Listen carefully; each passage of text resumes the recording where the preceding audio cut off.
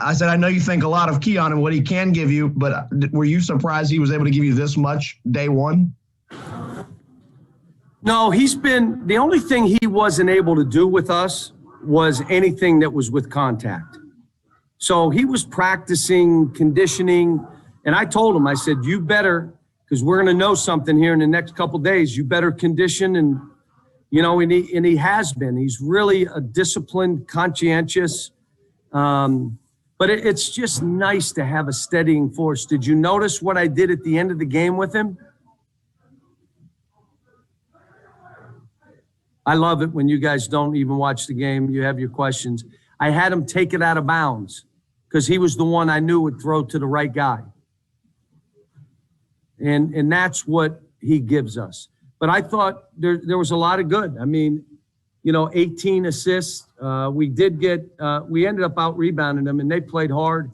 Dante didn't make all these shots. He plugged one, and then he passed up one because everybody's got him thinking he got to be this guy. Please leave him alone and let him be that guy that we're begging to shoot balls. Not like he's going to have to make 8 threes a game.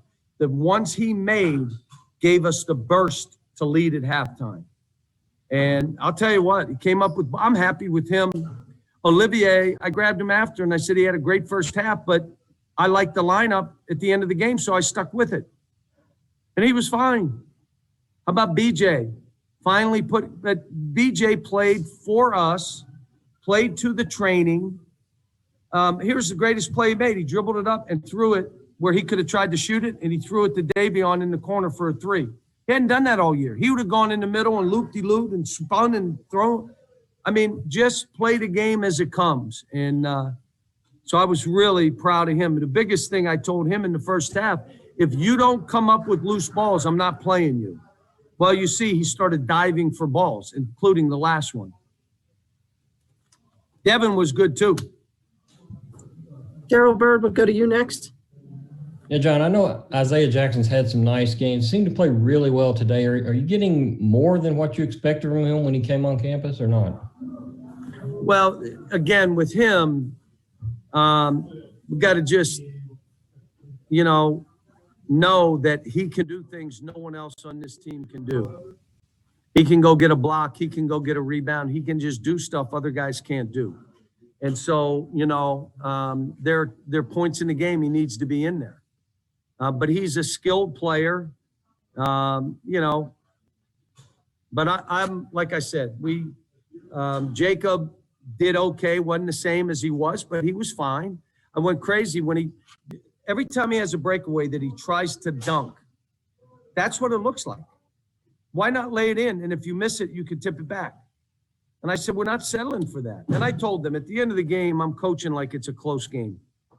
But we needed to let them know if you defend and you execute and you pass to each other, you will beat some people by 20.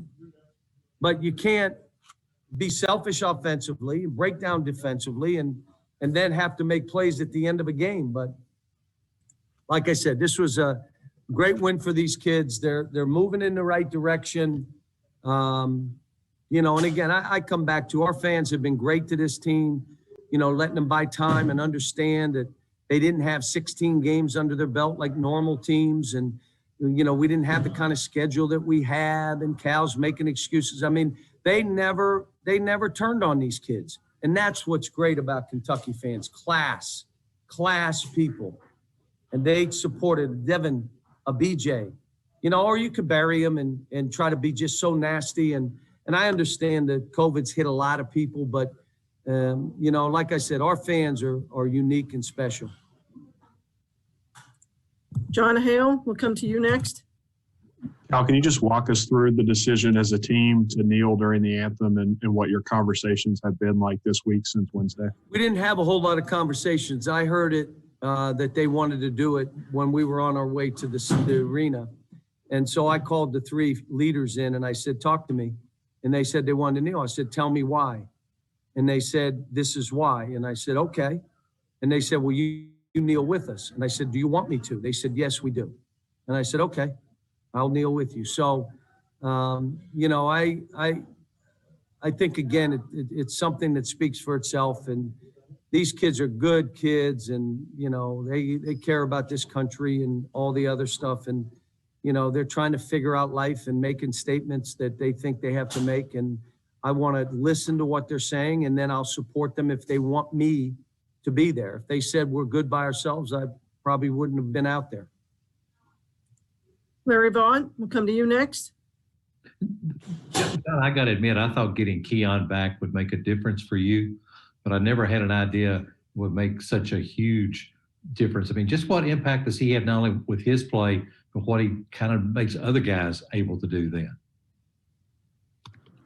Well, first of all, when I told the team this, when he talked to the doctors, he was scared to death and thought it was going to go longer and this, that, and the other.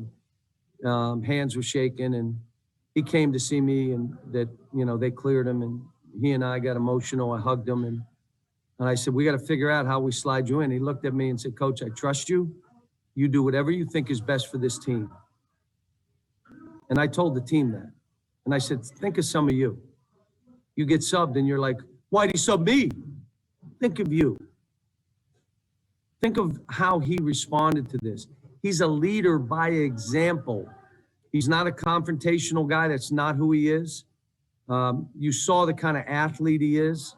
You see that he's way physically stronger than he was, way more patient mentally. The game has slowed down for him.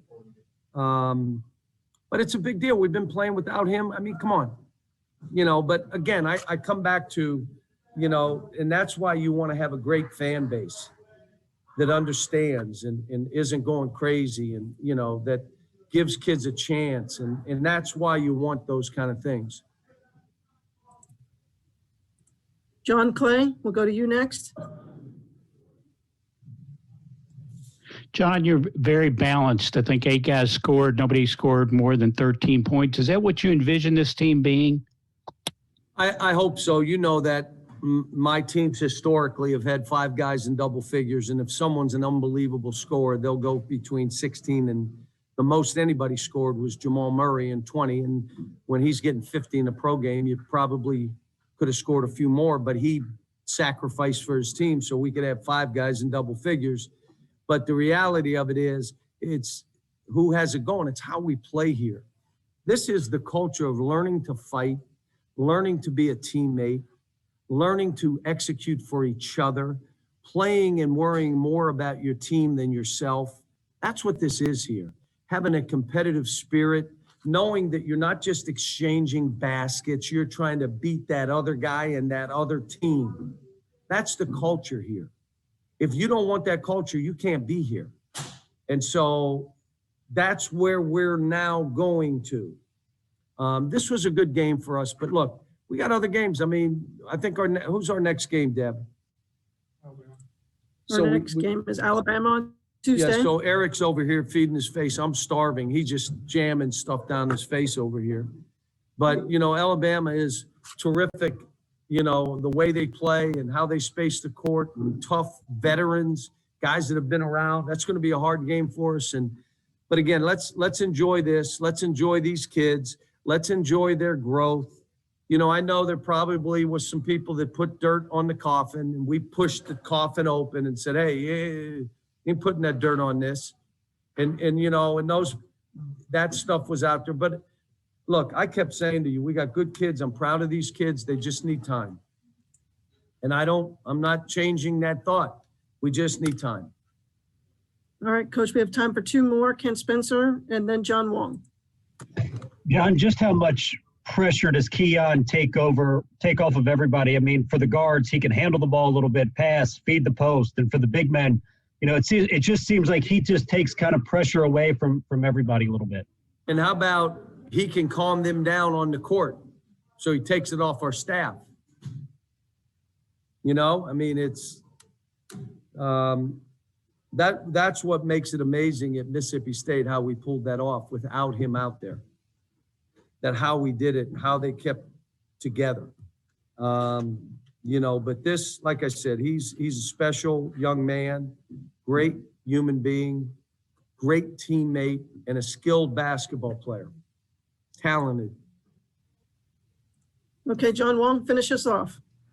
Way to go, John. Now the fan base is going to expect you to win every game by 20 points. But when we hear you scream, play to your training, could you see this happen in practice? Were you anticipating this by the way they were responding in practice?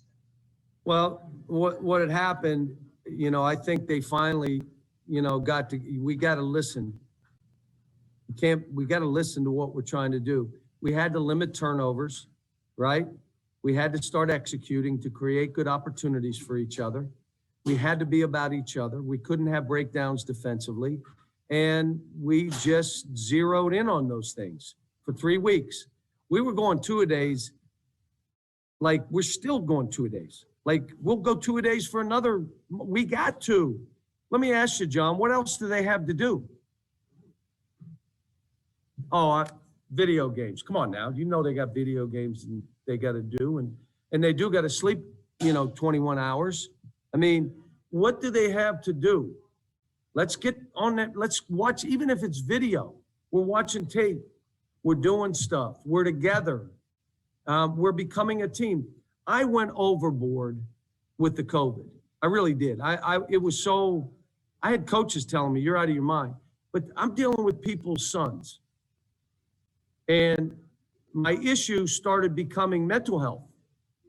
And that's why I said, if we're testing 3 times a week and we're in this bubble cocoon we're in, the lodge, the practice facility, and that's it, and my house, and I'm getting tested, Ellen, we're going to become a family. We're going to become a family. And we started saying we got to do more things where we're around each other and not, without we social distance, you had masks, but we had to. And even now I keep worrying about, this isn't normal. How about they came here to play in front of 24,000 fans? And now all they can do is have them be real positive the way they are, but they can't be at the games. But if they were at the games, they're carrying us to wins, our fans. How about going on the road? First time I've been down to Florida, I didn't get to see the tents. The night before with the tents were out there. No tents, there were no tents. I mean, they don't get to be in a college environment socially, being in the classroom, meeting professors, none of it. 4 white walls, and then we're struggling. We have no real preseason. The coach put the stupidest schedule together, and I said it from day one, and if anybody wants to say complain, you say what you want to say. They didn't deserve all this of what position they were put in. But you know what? At the end of the day, let's see if what we did, maybe it was smart, but we'll see. Thanks.